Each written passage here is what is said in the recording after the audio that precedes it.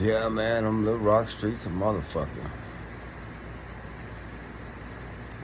Genocide's at its finest, you hear me? Genocide's at its finest. You know what I'm saying? It's all bad. All bad, man.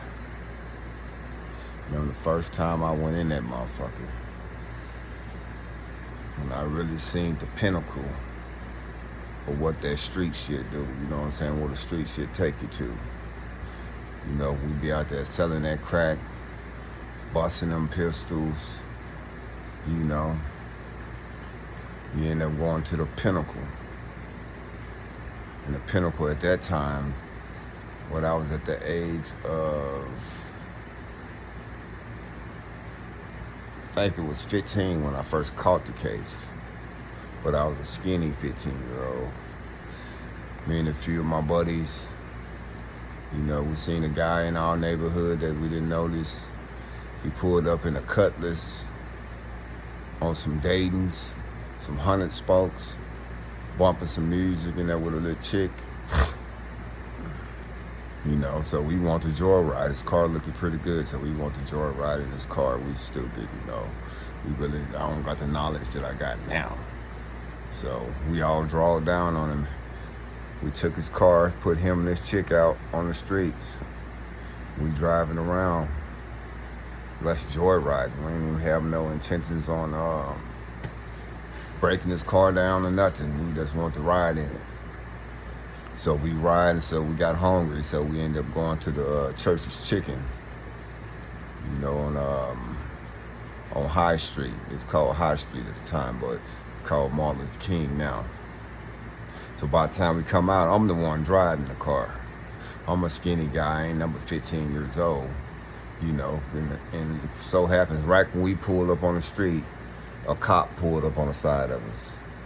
So he looked over at us, seeing that I know you can tell that I was young, because I looked younger, you know, all the way up to about now. You know, I looked real young at the age of 15. Had a big flannel jacket on, you know, blue and black flannel, and then I had like a beanie on, you know, it smelled like trouble to this motherfucker. So we ended up busting a left, and he followed us all the way. You know, he kept following us down High Street. Then I turned off High Street and headed towards Pulaski. By the time I hit Pulaski, I hit the gas on him. So we was on a high-speed chase, right? We was on a high-speed chase. And then after this, we end up stopping. So the homeboys jumped out, but back in those days, the cops always go out to the driver. Anybody else in the car, they really don't care about whoever else in the car. They mainly go after the driver. So the cop go after me. I had a 380 on me, but I was so skinny, my pants was down. By the time I hop out the car, my 380 slid down the hill.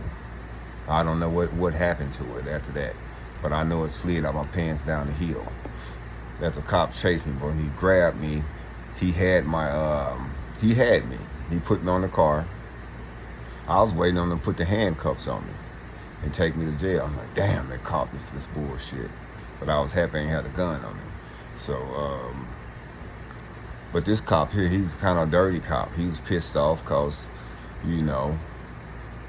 I took him on a high-speed chase. So he turned me around and punched me. And by then, you know, I grew up watching all those slavery movies on how they used to use the police to try to keep the black folks in check. And I watched so many of those movies, and I kind of took that shit at heart. The main one, I know one of them was the story of the hurricane when Denzel Washington played in that movie. That was one of them that got me. So I was kind of pissed off. So from there, I got to fighting back with the cop. And fucking around, trying to find out I was only 15 years old. This is a grown man. I always worked out. I was athletic. I always did flips, back flips 24/7. Me and all my brothers, my big brother, not my little brother, he ain't know how to do it. But all the You know, so I was in pretty good shape. I worked out all the time, fucking gymnastics, from push-ups. You know, I at least did from coming up 10 push-ups before I went to sleep every night, even though you couldn't really see the results because I was pretty skinny. But trying to find out I was stronger than this cop. Then trying to find out I was able to out wrestle him. Before you know it, I was on top of him, and I could have even took his gun from him. That's how I had him in submission at the age of 15 years old. So after that, I hold his arms down. I put my hands on his arms as I raised my legs up. Then I tried to run. But you know, them cops got them cops tricks, so he tripped me. So somehow he jumped on top of me and we got to wrestling again. And by then I had already, knew I could overpower him. So I broke out of this. I wrestled all the time with my brothers, all my friends. I knew I could overpower him. So I turned around and got on top of him again. And this time I was kind of real mad. I kind of banged his head on the concrete, And by then, he wasn't able to trick me, so I took off running. But then one of my weak-ass homeboys told him where I stayed at.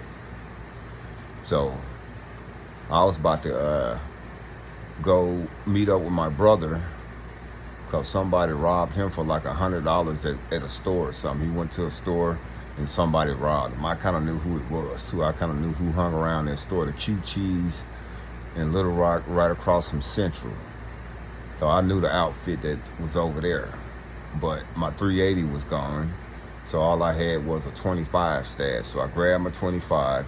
So by the time I'm about to hit the door, my mother talking about wash the dishes or something like that. So I kind of procrastinated on that, but by then, the police had surrounded my house. So I crawled up in the attic, and by the time the police came, I kicked the attic deal out, and I was real athletic. And I jumped out the attic and I took him on a run. So I ran to my old homeboy Crumb's house. And I knew under his house was a way you can enter the top of the house. And I knew if I could have got in the top of the house, they would have knew where I went. But I couldn't find the fucking hole that was under the house. I couldn't find it. So they ended up catching me. And the cops put me in a car. And since it was dealing with police involved, incident. They took me down by the river. They're gonna beat you up. Anytime you mess with a cop, they take you down by the river before they take you to jail and beat you up, type shit. And that's what you got to get used to. Everybody knew about that. When you have some funk with a cop, they most likely gonna take you down to the damn river in Little Rock and give you a good ass whooping before they book you in. So then they took me to the juvenile adult deal. But I was only 15. And at the time, I had escaped from Knox Nelson training school. When we went on a dentist run. We went on a dentist run, me and my homeboy, Edward White. Lit Rump, yeah. He ended up getting caught. I ended up getting away. So I got away through Whitehall. That's another long story. But if I would have stayed in training school, I would never caught this charge. But since I was so young, they just released me. They sent me back to the training school. So I went to the training school. I got out of training school. And even the staff members in there, they was like, oh, we'll help you, we'll talk for you, we'll do this and we'll do this, because I still was like a juvenile. So they waited all the way until I turned 16, almost 17, and then they charged me with that old bullshit ass charge. First degree assault on a police officer. So that was the first time I hit the pinnacle of Verna unit. And the first day we was in there, my homeboy Teddy, I had a couple of homeboys that knew me fucking Butch, Calvin Florence, you know, and a few people that knew me. Eddie, he was in there, you know, but, you know, I was a part of another neighborhood. I was with the Crips. And these guys, Calvin Florence is with the Crips, but some of them went with the Crips. So when you're under their Crip cards, you got to kind of ride with the Crips. In Arkansas, you know, it's different politics from California, even though there's a lot of Californians in there, lifers that came trying to bring keys in, killed motherfuckers. There's all type of California. Arkansas prison is full of California. Nutty Block, Playboy Gangster, neighborhood, East Coast, you name it. They got them all in there. So yeah, homeboy, I'm talking about the first, we went in there a week, man. We go to chow, because when you get in there, you don't got no lock. So, you know, somebody brought Teddy some food. We was sharing the food and shit. But by the time we come back, somebody had one in Teddy box and jacked him. But Teddy had a homeboy too that I didn't even know Teddy homeboy. But I know Teddy fired off on a dude who went in the locker, so, and stole the shit. So Teddy homeboy ran towards him, so I thought the dude was trying to jump Teddy, so I fired off on him. I got to whooping his ass up in there, you know, and that was the fucking beginning of so many rides after that. So many rides. You hear a lot of these guys out here talking tough, this and that.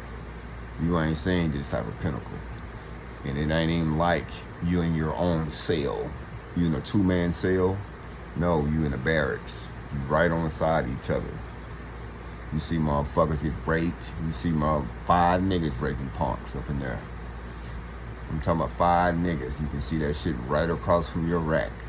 And you gotta act like shit. You ain't seen nothing. You know what I'm talking about? You show any sign of weakness up in that motherfucker. Any sign of weakness. They even had a night that say beat the hoes. Beat the hoes. So that's how they tell if you shaky or not. Big ass niggas been fucking lifting weights they whole fucking sentence. I'm talking about big motherfuckers. They just get to acting like kids. Like, beat the hoe, beat the hoe, beat the hoe, beat the hoe, beat the hoe.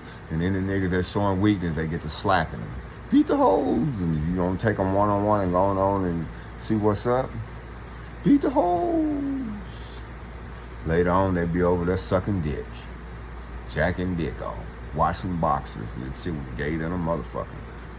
But you being a person like me, what I did, I didn't even watch fucking movies. Nigga, I fucking did push-ups, went to lift weights every fucking time. Even some of my bigger Crip homeboys even grabbed me. I was still skinny. They couldn't even fucking throw me down. I was so fucking strong. You know. But you hear a lot of people talking.